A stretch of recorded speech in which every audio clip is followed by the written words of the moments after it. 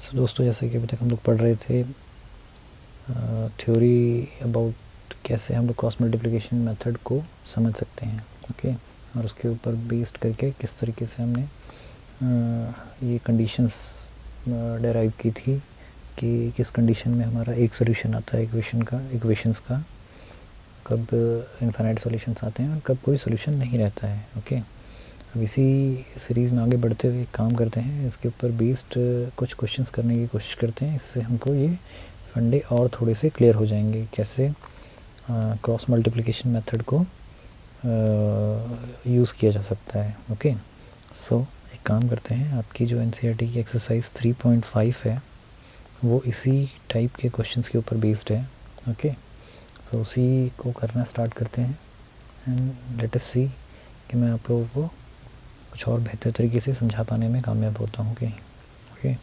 सो आपका जो एनसीईआरटी की एक्सरसाइज का क्वेश्चन नंबर 1 है वो बोलता है कि आपको कुछ सेट ऑफ इक्वेशंस दिए हुए हैं, आपको पता करना है कि किसका यूनिक सोल्यूशन है, यानी कि एक सोल्यूशन है, किसका कोई सोल्यूशन नहीं है और किसके इनफाइनाइटली सोल्यूशंस पॉसिबल हैं। फिर आगे बोलता है अगर किसी का एक सोल्यूशन पॉसिबल है तो आपको वो क्रॉस मल्टीप्लिकेशन मेथड को यूज़ करते हुए सॉल्व करके दिखाना है, ओके। तो कोई क्वेश्चन ले सकते हैं, मुझे नहीं पता इनमें से किस के आंसर में क्या आएगा। रैंडमली एक पार्ट पिक करते हैं, पार्ट नंबर 2 पिक करते हैं, ओके। पार्ट नंबर 2 बोलता है, पहला इक्वेशन है 2x plus Y equals to 5 और दूसरा इक्वेशन बोलता है 3x plus 2y equals to 8, okay. अब हमको इसमें पहले पता करना है कि इसका एक सोल्यूशन है, इनफाइनाइट सोल्यूशन है या कोई सोल्यूशन नहीं है, ओके। सो इसमें क्या करते हैं कि पहले a1 a2 के फॉर्म में चीज़ों को लिख लेते हैं। तो ये फर्स्ट वाला इक्वेशन ये है, सेकंड वाला इक्वेशन ये है। सो फर्स्ट वाला इक्वेशन के जो कोफिशिएंट है उसको a1 b1 और c1 लिखते हैं, ओके। सो a1 जो है वो यहाँ पर मेरा 2 है, b1 जो है कुछ नहीं है यहाँ पर y के साथ, तो वो मेरा 1 है, और c1 इक्वल के इस तरफ आता तो c1 would have been minus का 5, ओके। ऐसे ही अगर मैं सेकंड वाले इक्वेशन की बात करूँ तो a2 b2 और c2। So a2 is basically 3, b2 is basically 2 और c2 इक्वल के इस तरफ आता तो माइनस का 8 हो जाता, ओके। अभी आपको ये जो कोफिशिएंट्स हैं सारे मिल गए हैं, आपको चेक करना है कंडीशंस को। सो एक काम करते हैं, एक एक करके रेशियोज कैलकुलेट करते हैं। पहला रेशियो हमारा था ए का रेशियो, यानी a1 और a2 का रेशियो। a1 और a2 का जो रेशियो है वो मेरा 2/3 आ रहा है, ठीक है। a1 is 2, a2 is 3, so a1/a2 is 2/3। ऐसे ही b1/b2 कैलकुलेट करते हैं, ठीक है। सो यहाँ पर b1 जो है वो 1 है, b2 जो है वो 2 है, सो b1/b2 इज़ 1/2। ऐसे ही c1/c2 कैलकुलेट करते हैं, दिस विल बी -5 अपॉन -8, यानी कि 5/8 बेसिकली। सो ये हमने तीनों रेशियोज़ निकाल ली। अब इसमें अगर देखें, पहली रेशियो थी हमारी ये, दूसरी रेशियो थी ये। सो मुझे दिख रहा है कि पहली रेशियो यानी कि a1/a2 जो है वो b1 और b2 के इक्वल नहीं है। a1/a2 मेरा 2/3 है, जबकि b1/b2 मेरा 1/2 है। सो अगर मेरे को फर्स्ट कंडीशन ही मेरा सेटिस्फाई हो जाता है तो मुझे आगे कंडीशंस को चेक करने का कोई ज़रूरत नहीं है।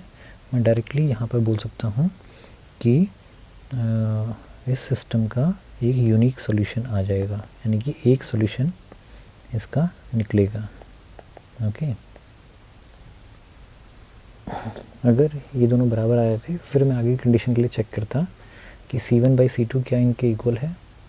अगर वो इक्वल नहीं होता तो मेरा कोई सॉल्यूशन नहीं होता, और अगर हो जाता तो मेरे इनफाइनाइट सॉल्यूशंस हो जाते हैं, ओके।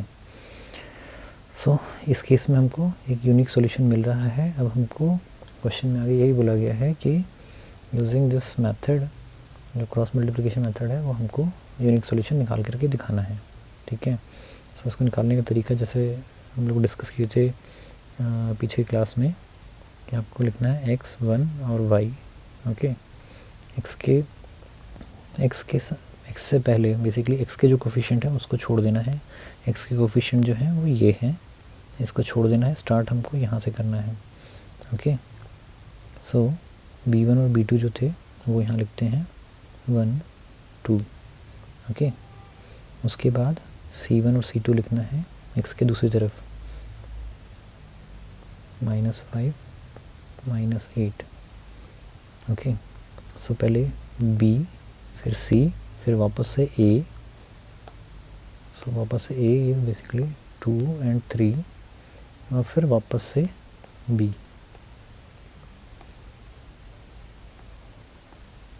और इनको तिरछा गुणा करना है, इसको इससे, इसको इससे, वैसे ही इसको इससे, इसको इससे, इसको इससे और इसको इससे।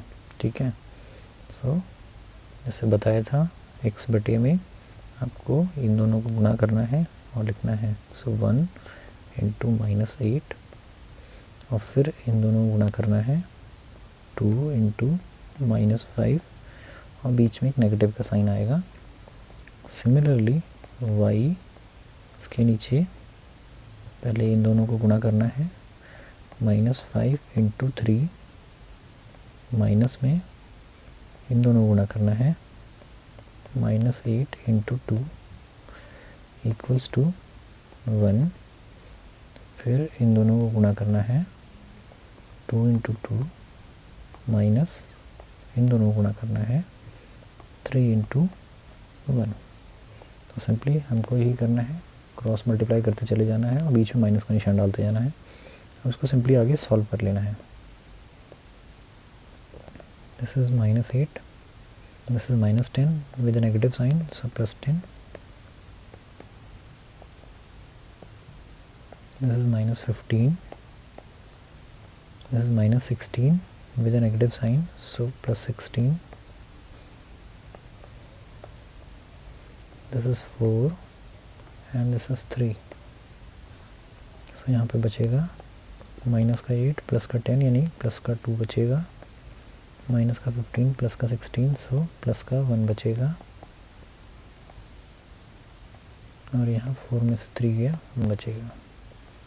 सो अगर मैं फर्स्ट और थर्ड को कंपेयर कर लूँ, सो x/2 = 1, और ऐसे ही मैं सेकेंड और थर्ड को कंपेयर कर लूँ, सो y/1 = 1।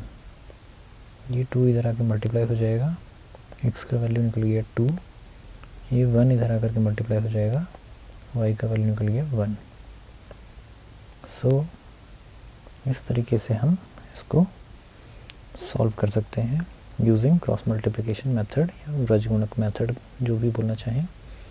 ठीक है, मेथड बहुत सिंपल सा है। आपको सिंपली करना ही है कि x से पहले b के कोफिशिएंट, x के बाद c के कोफिशिएंट, c के बाद फिर a के कोफिशिएंट, फिर से b के कोफिशिएंट, इस ऑर्डर में आपको इसको लिखते चलना है, और उसके बाद तिरछा करके गुणा करते चलिए with negative sign in between.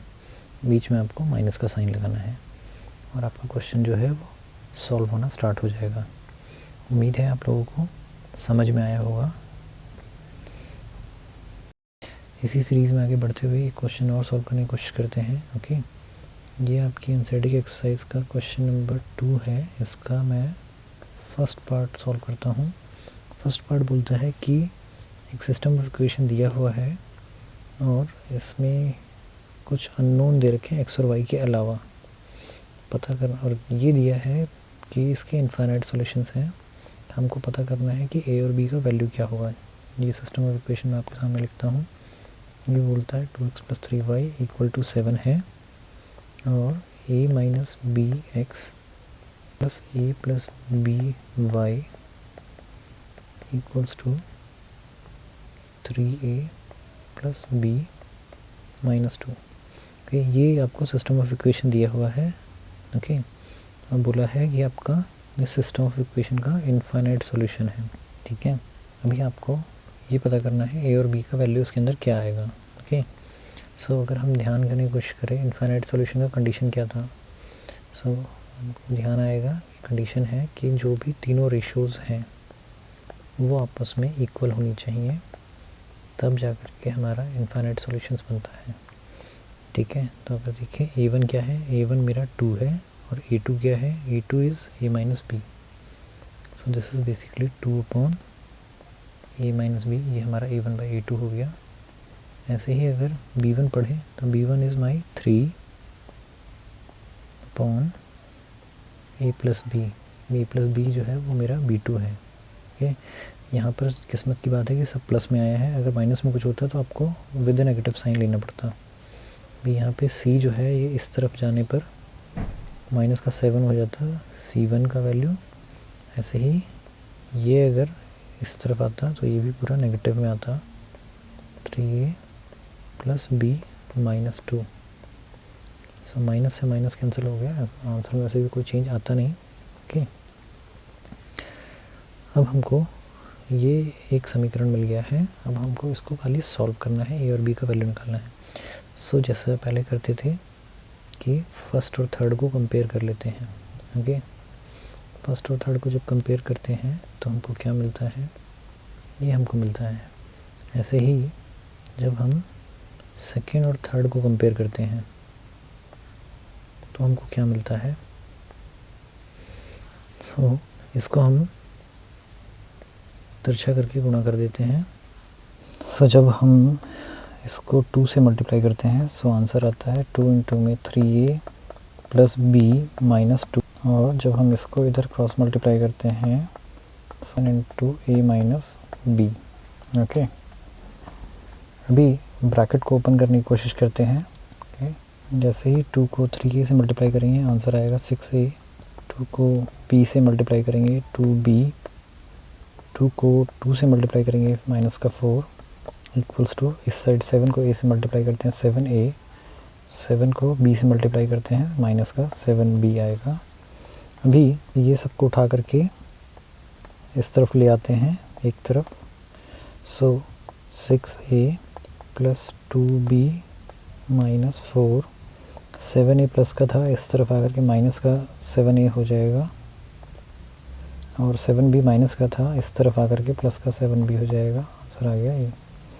अभी 6a प्लस का 7a माइनस का, सो माइनस का 1a बच गया यहाँ पर, प्लस का 2b और प्लस का 7b प्लस का 9b बच गया यहाँ पर, और माइनस का 4 as it is equals to 0। So हमको एक इक्वेशन तो ये मिल गई है a और b की फॉर्म में। लेट अस से मैं इसको इक्वेशन नंबर 1 बोल देता हूँ। ओके, अब इधर वाले को जब सॉल्व करते हैं so 3 into 3a plus b minus 2 equals to, इसको इससे मल्टीप्लाई करते हैं ये आएगा। अभी ब्रैकेट ओपन करते हैं,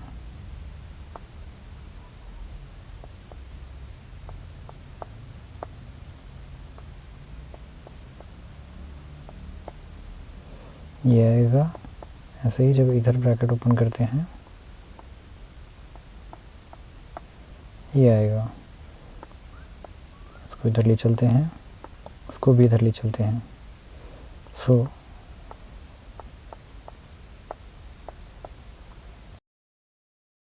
सेवन ए प्लस का था इधर आके माइनस का 7a हो जाएगा, 7b प्लस का था वो भी इधर आकर के माइनस का 7b हो जाएगा। सो 9a minus 7a is plus का 2a, इसका 4b बच जाएगा, माइनस का 6 खाली यहाँ पर है। So this is my answer. So ये मेरा इक्वेशन नंबर 2 बन गई। अभी इन दो इक्वेशन को सॉल्व कर लें तो हमारा a और b का आंसर मिल जाता है, क्योंकि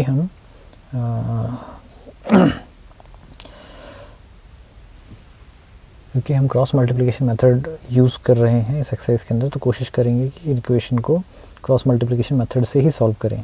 सो यहाँ पर हमारे जो वेरिएबल्स हैं वो a और b हैं। ओके, सो इसको ऐसे ही लिखेंगे a b 1। ओके, अब a के साथ वाले जो कोफिशिएंट हैं उसको एज इट इज़ छोड़ देना है, हमको b से स्टार्ट करना है।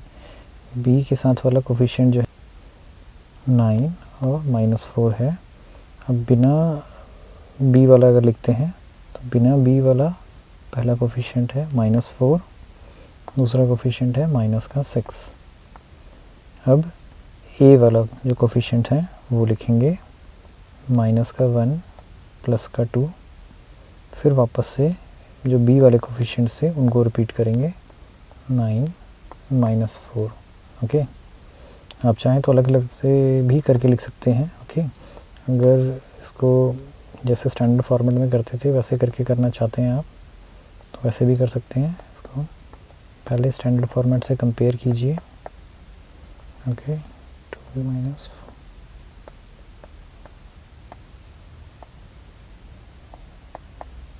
सो जब हम इसको कंपेयर करते हैं सो A1 A2, A1 जो है वो मेरा -1 हो गया, A2 जो है वो मेरा +2 हो गया। ऐसे ही B1 B2, B1 जो है वो मेरा +9 हो गया और B2 जो है वो मेरा -4 हो गया। यही जब मैं C1 C2 लिखता हूँ तो C1 is my -4 and C2 is my -6। Okay, अब वही सेम चीज़ कि मुझे पहले जो वेरिएबल्स हैं, पहला variable A, second variable is B, last में 1 तो आता ही आता है। सो मुझे जो फर्स्ट वाला वेरिएबल के साथ कोफिशिएंट थे उसको एज इट इज़ छोड़ देना है, मुझे स्टार्ट हमेशा सेकंड वाले से करना है। सो सेकंड वाला मैंने पहले लिखा, देन मुझे थर्ड वाला लिखना है, देन वापस से मुझे फर्स्ट वाला लिखना है और फिर वापस से मुझे सेकंड वाला लिखना है। ओके, और अब इसको मुझे सिंपली तिरछा करके गुणा करते चले जाना है एक दूसरे से।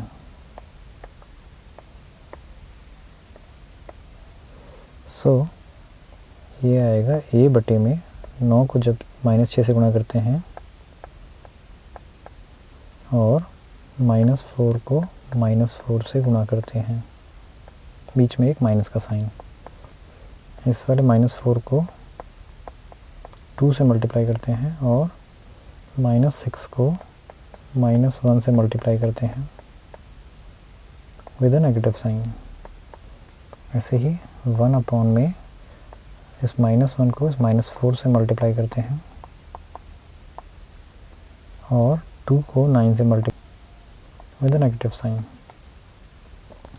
सो अगर आप देखेंगे, अब इसको सॉल्व करना स्टार्ट करें, 9 × 54 माइनस का माइनस प्लस -4 4 16, उसके बाद 4 2 8 with a negative sign, -6 -1 is +6, then again with a negative sign, so -6,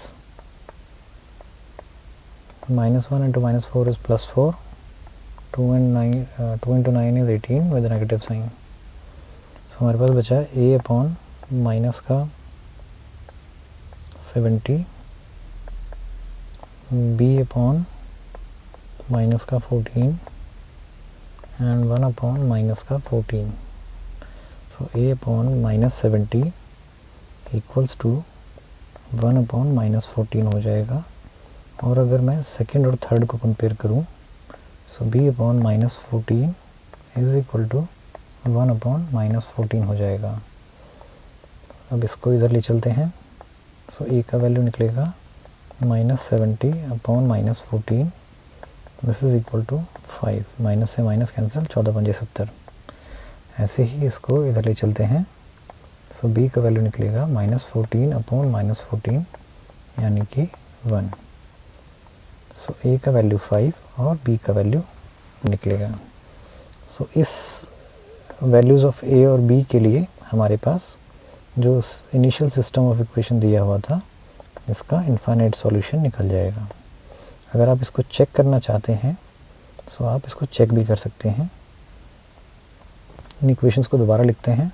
okay, तो हमारा सिस्टम ऑफ इक्वेशन ये दिया हुआ था। अब इसके अंदर अगर हम A और B का वैल्यू डालें यहाँ से, सो जिस A - B इज़ बेसिकली 5 - 1 यानी कि 4x हो जाएगा। A + B यानी कि 5 + 1 6y हो जाएगा। जब इस साइड को सॉल्व करेंगे सो 3 × 5 15 + 1 -2, सो 16 - 2 इज़ 14 बेसिकली। ओके, सो अब अगर आप देखें कि जो हमारे रेशोज़ थे x वाले कोफिशिएंट का रेशो वो 2/4 आएगा, जो y वाले कोफिशिएंट्स का रेशो है, और जो बिना x और y वाला रेशो है वो मेरा 7/14 आएगा। सो अगर आप इसको देखेंगे ये 1/2 है, इसको देखेंगे ये भी 1/2 है, और इसको देखेंगे ये भी 1/2 है। सो मेरे तीनों रेशियोज़ जो हैं वो इक्वल हैं। इसका मतलब मेरा इनफाइनाइट सॉल्यूशन वाला केस बनता है, या हिंदी में बोले अनंत हल वाला जो केस है वो बनता है। ओके, सो उम्मीद है आप लोगों को समझ में आया होगा कि इस टाइप के क्वेश्चंस देख कर घबराना नहीं है। अगर आपको कोई वैल्यू फाइंड आउट करनी है, आपको सिंपली बेसिक फंडे ध्यान रखने हैं। उसने आपको जो हिंट था वो इस चीज़ में दिया हुआ था कि इनफाइनाइट सॉल्यूशंस वाला केस यूज़ करना है। इनफाइनाइट सॉल्यूशन वाला केस आपका ये था। जैसे ही आप ये केस रखेंगे और इसके अंदर कोफिशिएंट्स का वैल्यू गिराना स्टार्ट करेंगे, आप देखेंगे कि इक्वेशंस कुछ ना कुछ बनना स्टार्ट हो जाएंगे। यहाँ पर भी वैसा ही हुआ, आपने 2 इक्वेशंस बना ली यहाँ पर, और फिर उन दोनों इक्वेशन को आप किसी भी मेथड से सॉल्व कर सकते थे। इस एक्सरसाइज में पर्टिकुलरली लिखा हुआ है कि आपको क्रॉस मल्टीप्लिकेशन मेथड यूज़ करना है, इसलिए मैंने वो मेथड यहाँ पर यूज़ करके फिर सॉल्व आउट करने की कोशिश करी। अगर पेपर के अंदर ये नहीं लिखा है कि आपको किस मेथड से सॉल्व करना है, तो फिर आपको जो भी मेथड कन्वीनियंट पड़ता है आप उसके हिसाब से सॉल्व कर सकते हैं।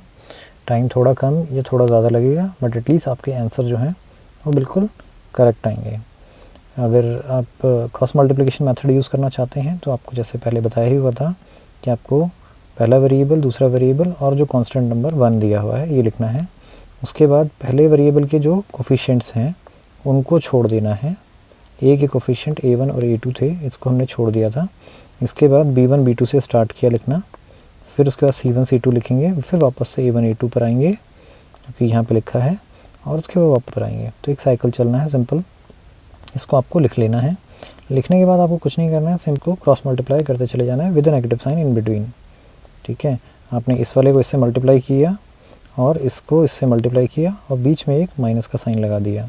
ऐसे ही सब कुछ आप सॉल्व करते चले जाएंगे। आगे देखेंगे कि आपका इक्वेशंस जो हैं सॉल्व आउट होकर के ए और बी का वैल्यू दे देती हैं। ठीक है, उम्मीद है मैं आपको समझा पाने में कामयाब रहूँगा कि इस टाइप के क्वेश्चंस को कैसे अटेम्प्ट करना है। ओके दोस्तों, इसी सीरीज़ में आगे बढ़ते हुए एक क्वेश्चन और करने की कोशिश करते हैं। ये है क्वेश्चन नंबर 4, और इसके अंदर हमको बहुत सारे पार्ट दिए हुए हैं। लेटेस्ट से मैं फर्स्ट पार्ट पकड़ के करना स्टार्ट करता हूँ। ओके, इसमें बोलता है कि किसी जगह के हॉस्टल के जो मंथली चार्जेस होते हैं वो कुछ पार्ट जो है उसका फिक्स्ड रहता है, कुछ पार्ट जो है वो डिपेंड करता है कि आपने कितने दिन मेस के अंदर फूड खाया है। ओके, सो उसने एक चीज़ बोला, एक तुम्हारा फिक्स चार्ज है और एक आपका वेरिएबल चार्ज है जो आपका नंबर ऑफ़ डेज़ पे डिपेंड करता है। This depends on number of days, कितने दिन तक आपने भोजन खाया है। ओके, अब वो बोलता है कि अगर एक स्टूडेंट ने 20 दिन तक खाना खाया, ओके, अगर 20 डेज़ तक कोई खाना खाता है तो वो 1000 रुपये पे करता है। बट अगर कोई 26 दिन तक खा लेता है तो वो 1180 रुपये पे करता है। ओके, अब आपको पता लगाना है कि फिक्स चार्जेस कितने हैं और cost of food per day कितना है। ओके, सो क्वेश्चन बहुत डिफ़िकल्ट नहीं है। आपको सिंपली स्टार्ट कहाँ से करना है, जो चीज़ आपको नहीं पता है। मुझे फ़िक्स चार्ज नहीं पता है और मुझे पर डे जो चार्ज है वो नहीं पता है। सो मैं यही करता हूँ, लेट फ़िक्स चार्ज जो है मेरा उसको मैं मान लेता हूँ कि वो मेरा x है फ़िक्स चार्ज, और जो मेरा पर डे चार्ज है उसको मैं मान लेता हूँ y। ओके, अभी अगर मैं 20 दिन तक खाना खाता हूँ तो ये मेरा सिचुएशन 1 पकड़ लेते हैं और ये मेरा सिचुएशन नंबर 2 पकड़ लेते हैं। ओके, सिचुएशन 1 के हिसाब से अगर देखना स्टार्ट करें तो हमको दिखेगा कि अगर मैं 20 दिन खाता हूँ तो 20 दिन खाने पर मुझे पहले फ़िक्स चार्ज तो देना ही देना है, यानी कि x तो मुझे देना ही देना है, प्लस मैं 20 दिन खाना खाया हूँ तो 20 दिन का मुझे पर डे के हिसाब से चार्ज पे करना है। सो एक दिन का अगर वाई चार्ज था तो 20 दिन का 20 वाई हो जाएगा। ओके, और ये टोटल मिलाकर के जो मैंने पैसा पे किया वो 1000 पे किया। ये मेरा इक्वेशन 1 बन जाता है। अगर मैं सिचुएशन 2 पकड़ लूँ, सिचुएशन 2 मेरा बोलता है कि मैंने 26 दिन खाना खाया। तो अगर मैंने 26 दिन खाना खाया तो मैंने फ़िक्स जो चार्जेस थे एक्स वाले वो तो मेरे को पे करने ही करने हैं, प्लस अब मुझे 26 दिन के चार्जेस और पे करने हैं। सो 26 वाई, और ये टोटल मिला करके मुझको लिखा हुआ है 1180। ये मेरा इक्वेशन नंबर 2 बन गया। अब आप इसको अब आपने क्वेश्चन को, वर्ड प्रॉब्लम को इक्वेशंस की फॉर्म में कन्वर्ट कर लिया है। अब आपके ऊपर है कि आप इसको कैसे सॉल्व करना चाहते हैं। आप चाहें तो इसको सब्स्टिट्यूशन मेथड, प्रतिस्थापन विधि से कर सकते हैं, आप चाहें तो इसको एलिमिनेशन मेथड से कर सकते हैं, विलोपन विधि से कर सकते हैं, या आप चाहें तो इसको क्रॉस मल्टीप्लिकेशन मेथड से कर सकते हैं, वृज्जगुणक विधि से कर सकते हैं। ओके, चॉइस आपकी है, आपको जो उस समय ठीक लगता है क्वेश्चन को देख करके आप उसके हिसाब से कर सकते हैं। मुझको क्या दिखता है, मुझको ये दिखता है कि इसमें एक्स के कोफिशिएंट ऑलरेडी इक्वेटेड हैं, बराबर हैं, तो मुझे सिर्फ एक स्टेप करना है कि सिंपली इसको माइनस कर देना है। जैसे ही मैं माइनस कर देता हूँ ये एक्स मेरा कैंसिल आउट हो जाता है। यहाँ पे प्लस का 20 वाई है, माइनस का 26 वाई है, सो माइनस का 6 वाई बच जाएगा यहाँ पर, और 1000 में से 1180 घटाते हैं, माइनस का 180 बच जाएगा। तो इससे मेरा y का वैल्यू डायरेक्टली यहाँ से निकल आता है -180 upon -6। Okay, so this becomes, so मैंने डायरेक्टली यहाँ से y का वैल्यू निकाल लिया। अब ये y का वैल्यू मैं आइदर फर्स्ट या सेकंड दोनों में से किसी भी इक्वेशन में डालता हूँ तो मेरा आंसर निकल जाएगा। मैं फर्स्ट में मान लीजिए डालता हूँ, सो फर्स्ट में डालते ही x प्लस 20 इंटू वाई की जगह पर 30 रखते हैं, equals to 1000। So x plus 20 into 30 is basically 600 equals to 1000। So अगर मैं 600 को दूसरी तरफ ले चलते हैं तो ये माइनस में चला जाएगा, और इसको जैसे ही आप माइनस कर देंगे मेरा x का वैल्यू निकल जाएगा। सो x का वैल्यू मेरा 400 आया, y का वैल्यू मेरा 30 आया। सो मैंने बेसिकली कौन सा मेथड यूज़ किया, मैंने यहाँ पर एलिमिनेशन मेथड यूज़ किया, क्योंकि मुझे दिख रहा था कि एलिमिनेट करना बहुत सिंपल है इस क्वेश्चन के अंदर। ओके, सो इसलिए मुझे कुछ करने की ज़रूरत नहीं पड़ी। मैं यहाँ से चाहता तो मैं ये जो मैंने एलिमिनेशन यूज़ कर लिया, अगर मैं चाहूँ तो सेम मेथड को सब्स्टिट्यूशन मेथड से भी कर सकता हूँ। सब्स्टिट्यूशन में करने से क्या होगा कि जो मेरा फर्स्ट इक्वेशन था इसमें से x या y किसी एक का वैल्यू निकालना था। मान लेते हैं मैं पहले इक्वेशन में से x का वैल्यू निकालता हूँ। सो मेरे पास x plus 20 y equals to 1000 दिया हुआ था। यहाँ से x का वैल्यू निकालते हैं, इसको इधर ले जा करके। सो this will become this thing. Okay, अब मैंने x का वैल्यू निकाल लिया। अब मेरे पास सेकेंड इक्वेशन दिया हुआ था x plus 26 y equals to 1180। अब ये वाला x का वैल्यू मैं इस इक्वेशन में डाल देता हूँ सब्स्टिट्यूशन मेथड यूज़ करते हुए। सो x की जगह पर मैं लिख सकता हूँ 1000 minus 20 y plus 26 y equals to 1180। Now 20 y minus का प्लस का 26 हो जाएगा, इक्वल्स टू 1000 को दूसरी तरफ ले चलते हैं, वो माइनस का हो जाएगा 1180 माइनस 1000, दिस बिकम्स 180।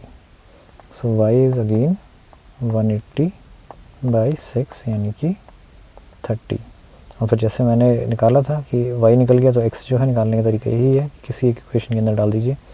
ये आपके सब्स्टिट्यूशन मेथड से भी सेम ही आंसर देगा, और अगर आप चाहें तो इसको क्रॉस मल्टीप्लिकेशन मेथड से भी कर सकते हैं। इसमें आपको क्या करना है कि इक्वेशंस जो लिखी हुई थी, ओके, अभी यहाँ x के कोफिशिएंट 1 है, तो मुझे क्या करना है, सिंपली x y 1। सो x के कोफिशिएंट छोड़ करके हमको स्टार्ट करना है। सो y से स्टार्ट करते हैं, 20 26, ये दोनों इधर होते तो आंसर माइनस में होता, -1000 माइनस 1180, फिर वापस से x के कोफिशिएंट और फिर वापस से y के कोफिशिएंट्स।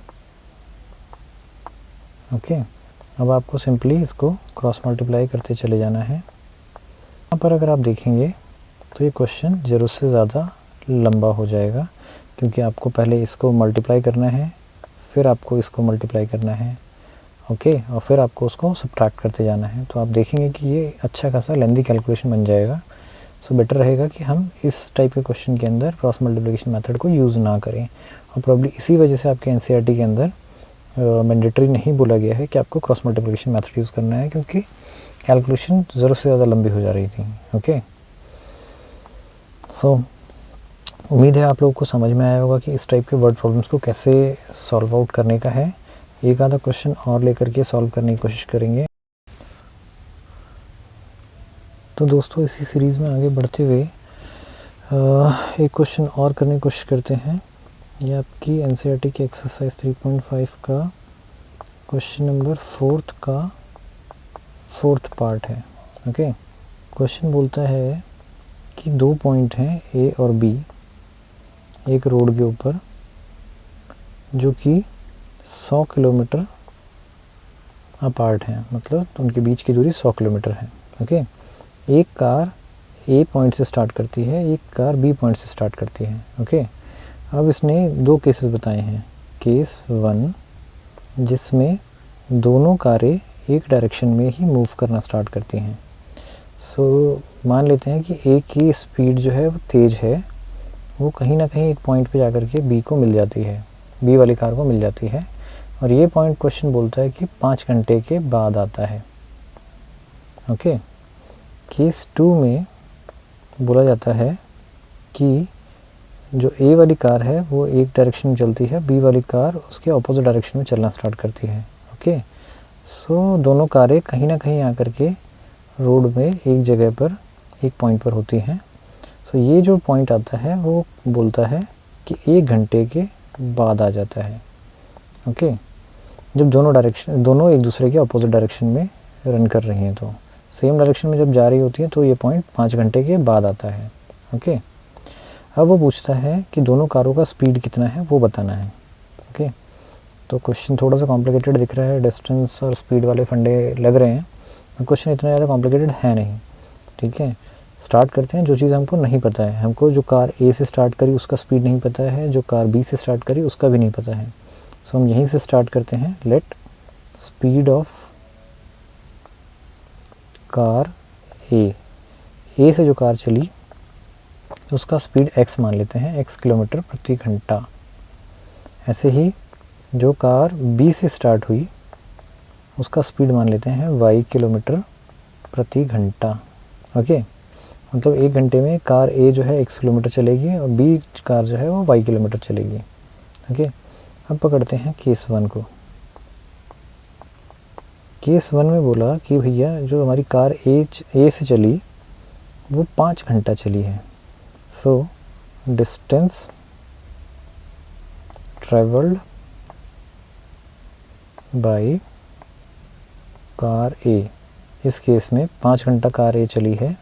सो 1 घंटे में x किलोमीटर जाती है। सो 5 घंटे में 5x किलोमीटर चल पाएगी कार। सिमिलरली जो बी कार है वो 1 घंटे में y किलोमीटर चलती है।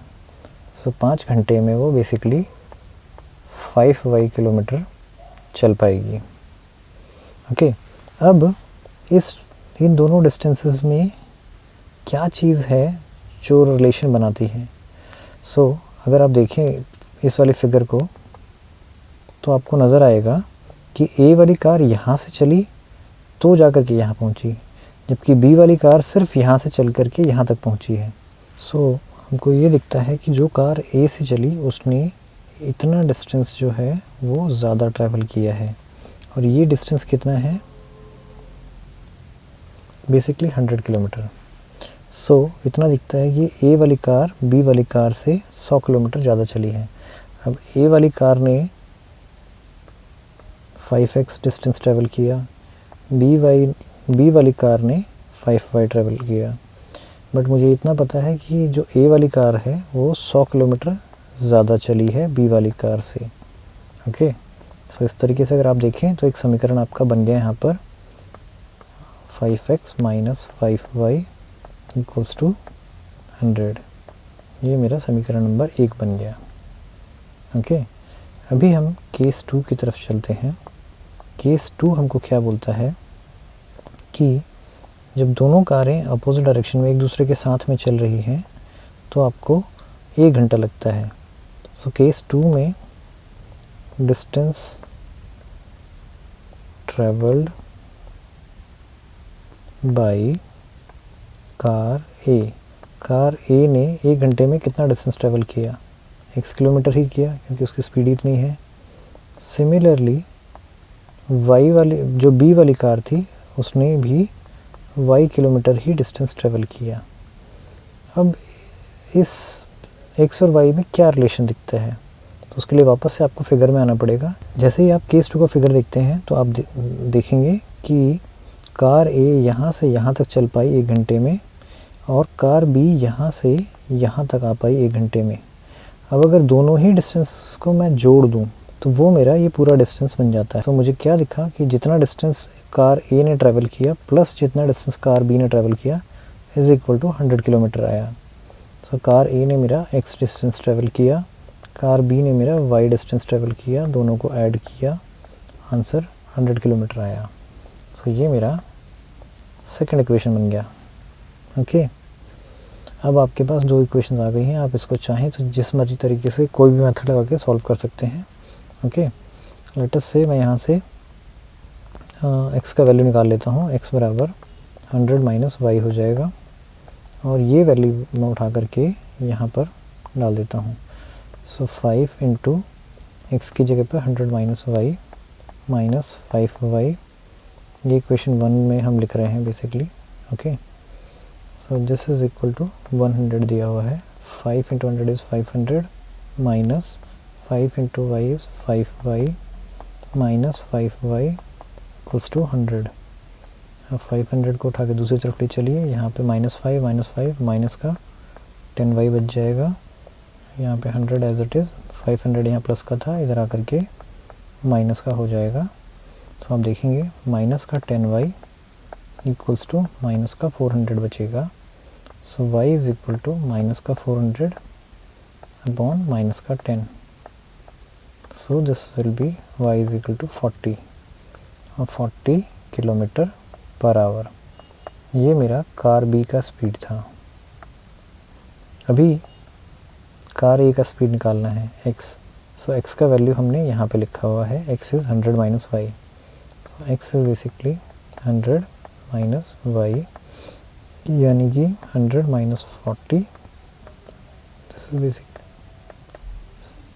बेसिकली x जो है वो आएगा 60 किलोमीटर पर आवर।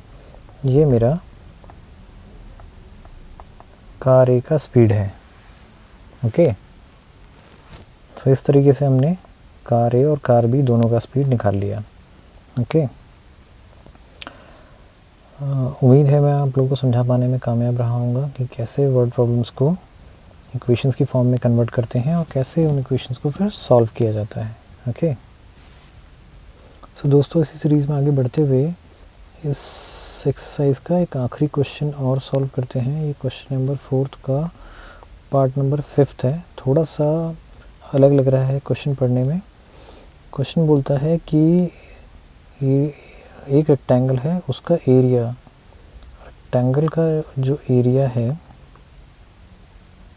ठीक है, दिस रिड्यूसेस बाय 9 यूनिट, ये 9 यूनिट कम हो जाता है अगर कब, जब हमारा लेंथ जो है उसको हमने 5 यूनिट डाउन किया और ब्रेड्थ को हमने 3 यूनिट इंक्रीज़ किया। तो उस केस में एरिया जो है वो हमारा 9 यूनिट डाउन हो जाता है। दूसरा केस इसने बोला कि अगर मैं लेंथ को 3 यूनिट इंक्रीज़ कर दूं और ब्रेड्थ को, ओके, पिछले केस में ब्रेड्थ जो था वो 3 यूनिट से बढ़ा था बेसिकली। इस केस में उसने बोला ब्रेड्थ को 2 यूनिट से बढ़ा देता हूँ। लेंथ भी 3 यूनिट से बढ़ाया, ब्रेड्थ भी 2 यूनिट से बढ़ाया, area increases by 67 square unit, ये आपका 67 स्क्वायर यूनिट से बढ़ जाता है। ओके, अब वो बोलता है कि रेक्टेंगल की डायमेंशंस हमको निकालनी है। ठीक है, सो पहली चीज़ ये कि रेक्टेंगल एक ड्रॉ कर लेते हैं। रेक्टेंगल के अंदर 2 डायमेंशंस होती हैं, एक इसका लेंथ होता है, एक उसका ब्रेड्थ होता है। ओके, और हमको पता है कि एरिया जो होता है रेक्टेंगल का वो लेंथ इंटू ब्रेड्थ होता है। ओके, अब हमको लेंथ और ब्रेड्थ नहीं पता है, लेट हम लोग मान लेते हैं लेंथ जो है this is x and breadth is basically y। आप डायरेक्टली L और V मान करके भी सॉल्व कर सकते हैं, कोई दिक्कत नहीं है उसके अंदर। ये हमारा केस 1 है और ये हमारा केस 2 है। ओके, केस 1 पकड़ते हैं। केस 1 में उसने हमको दिया लेंथ 5 यूनिट कम हो गई, सो न्यू लेंथ जो है, पुरानी लेंथ x थी, x में से 5 यूनिट कम हो गई। ओके, न्यू ब्रेड्थ अगर देखते हैं 3 यूनिट बढ़ गई, y थी ओरिजिनली 3 यूनिट बढ़ गई। ओके, सो जो न्यू एरिया आएगा, new area is basically new length into new breadth. Okay, so new length जो है this is x minus 5 and new breadth is basically y plus 3। Okay, so ये आपका new area आ गया। But इसने हमें question में कुछ दिया है, क्वेश्चन में ये बोलता है कि न्यू एरिया जो है वो 9 यूनिट से डाउन हो जाता है। सो पुराना एरिया क्या था, पुराना एरिया यहाँ कैलकुलेट करते हैं। Area is basically length into breadth यानी कि x इंटू वाई। पुराना एरिया इतना था, अभी उसने बोला कि पुराने एरिया से 9 यूनिट डाउन हो जाता है। So new area is equal to old area minus 9। Okay, ये हमको क्वेश्चन में उसने दिया हुआ है अकॉर्डिंग टू द क्वेश्चन के हिसाब से। अब new area is basically this figure x minus 5 into y plus 3 equals to old area. Old area is x into y minus 9। Bracket को सॉल्व करना स्टार्ट करते हैं, x इंटू वाई करते हैं, एक्स वाई हो जाएगा, x को 3 से मल्टीप्लाई करते हैं, प्लस का 3x हो जाएगा, माइनस 5 को y से मल्टीप्लाई करते हैं, माइनस 5y हो जाएगा, माइनस 5 को माइनस 3 से प्लस 3 से मल्टीप्लाई करते हैं, माइनस का 15 हो जाएगा, equals to x y minus 9। X y दोनों साइड है, कैंसिल आउट हो जाएगा। ओके, आप इसको इधर ले आइए या इसको इधर ले चलिए, बात एक ही है। 3x माइनस 5y माइनस 15, ये माइनस का 9 इधर आकर के प्लस का 9 हो जाएगा, इक्वल्स टू 0। सो इक्वेशन बच गया 3x माइनस 5y, ये दोनों मिला के माइनस का 6 बनता है, इक्वल्स टू 0। सो ये मेरा एक इक्वेशन बन गई। तो क्वेश्चन में जो हमको पहला सिचुएशन दिया था, ये वाला केस 1 वाला सिचुएशन यूज़ करके हमने एक इक्वेशन बना ली है, 3x minus 5y minus 6 is equal to 0। अभी केस 2 की बात करते हैं। केस 2 में उसने हमको बोला कि न्यू लेंथ जो है वो 3 यूनिट बढ़ गई है। सो न्यू लेंथ इज़, पुरानी लेंथ x थी, उसमें 3 यूनिट ऐड हो गई है। ऐसे ही न्यू ब्रेड्थ अगर बोलते हैं, सो न्यू ब्रेड्थ बोला 2 यूनिट बढ़ गई है। सो पुरानी जो ब्रेड्थ थी वो y थी, अभी 2 यूनिट बढ़ गई है। सो अगर मैं न्यू एरिया कैलकुलेट करने की कोशिश करूं, so basically this is new length into new breadth. New length is x plus 3 इस केस में, into new breadth is y plus 2। Okay, so ये न्यू एरिया निकल गया। अब क्वेश्चन ने क्या दिया है, क्वेश्चन ने हमको दिया कि जो नया एरिया है वो 67 यूनिट से बढ़ जाता है। Okay, now according to the question, new area is old area से 67 यूनिट्स ज़्यादा है। तो न्यू एरिया हमारा ये है x+3 into y+2 equals to old area. Old area जो था वो हमने यहाँ कैलकुलेट किया हुआ था x इंटू वाई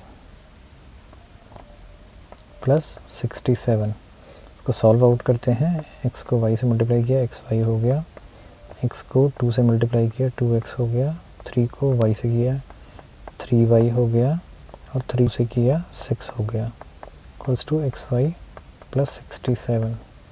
xy दोनों साइड है, कैंसिल आउट हो गए।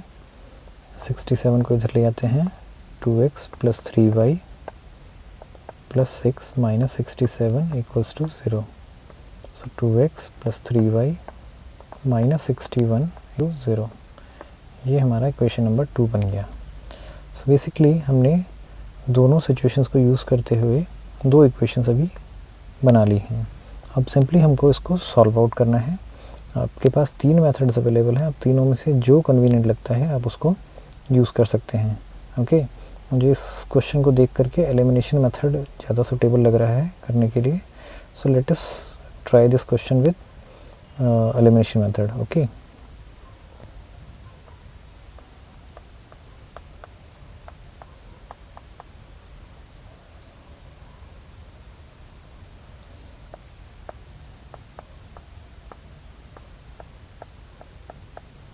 तो ये आपको दो इक्वेशंस दी हुई हैं। यहाँ दिख रहा है कि y के जो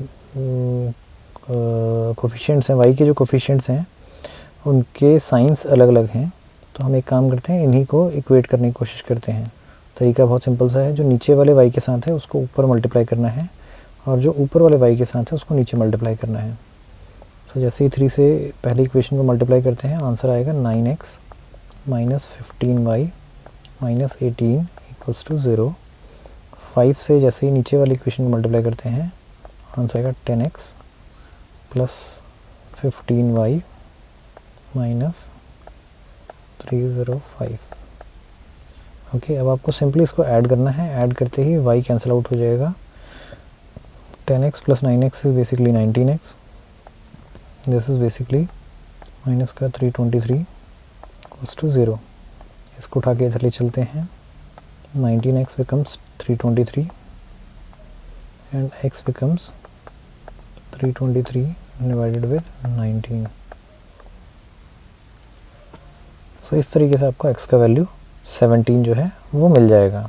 ओके, अभी हम x का वैल्यू 17 निकाल पाए हैं। अब इसको हम आइदर फर्स्ट या सेकंड किसी भी इक्वेशन में डाल सकते हैं और उससे y का वैल्यू कैलकुलेट करने की कोशिश कर सकते हैं। एक काम करते हैं, सेकंड में डालते हैं।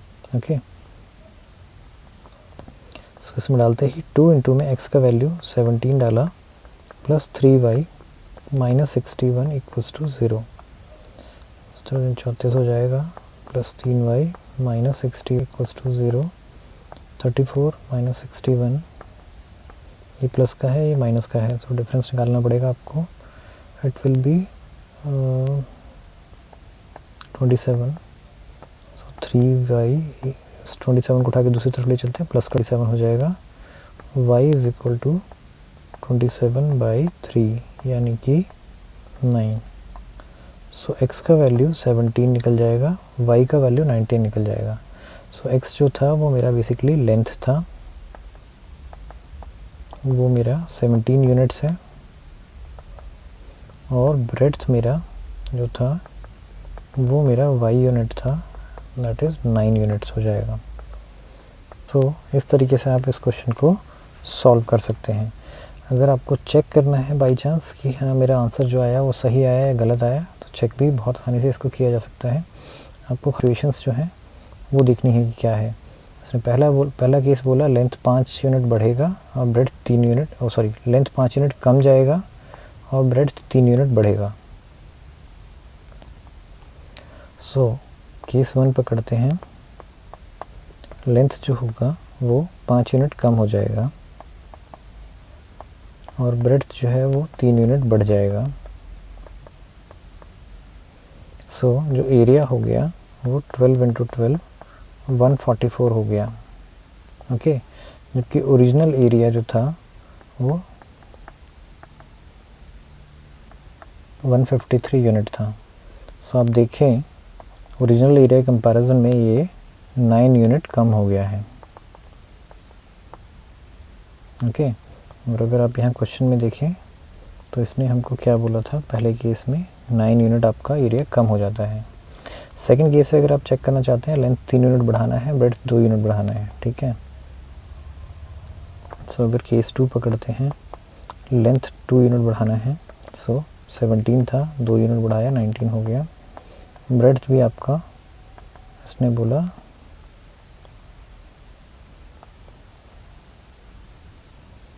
सॉरी लेंथ इसने 3 यूनिट बोला था बढ़ा, ब्रेड्थ इसने 2 यूनिट बोला बढ़ाने के लिए। सो जो नया एरिया आ जाएगा वो 20 इंटू 11 आ जाएगा। ओके, देखिए ये ओरिजिनल एरिया से 67 यूनिट लार्ज है।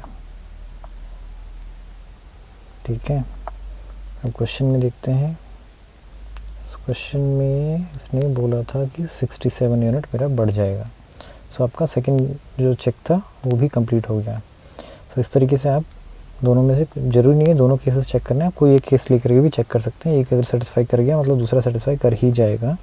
ओके, तो विद दिस आपका ये एक्सरसाइज भी ख़त्म होता है। उम्मीद है मैं आपको समझा पाया होऊंगा कि किस तरीके से व्रजगुणक विधि या क्रॉस मल्टीप्लिकेशन मेथड को यूज़ में लाया जा सकता है। साथ ही साथ मैंने कुछ क्वेश्चंस को लेकर के ये भी समझाने की कोशिश करी कि कैसे वर्ड प्रॉब्लम्स को इक्वेशन की फॉर्म में कन्वर्ट किया जाता है, और उन इक्वेशंस को आप किसी भी मेथड से सॉल्व कर सकते हैं, अनलेस कि क्वेश्चन के अंदर स्पेसिफिकली लिख दे कि आपको इस पर्टिकुलर मेथड से ही सॉल्व आउट करना है। ओके, सो उम्मीद है कि आपको ये सब चीज़ें समझ में आई होंगी। नेक्स्ट वीडियो के अंदर कुछ नया सीखने की कोशिश करेंगे। तब तक के लिए आप लोग मुस्कुराते रहिए और सीखते रहिए। Bye bye.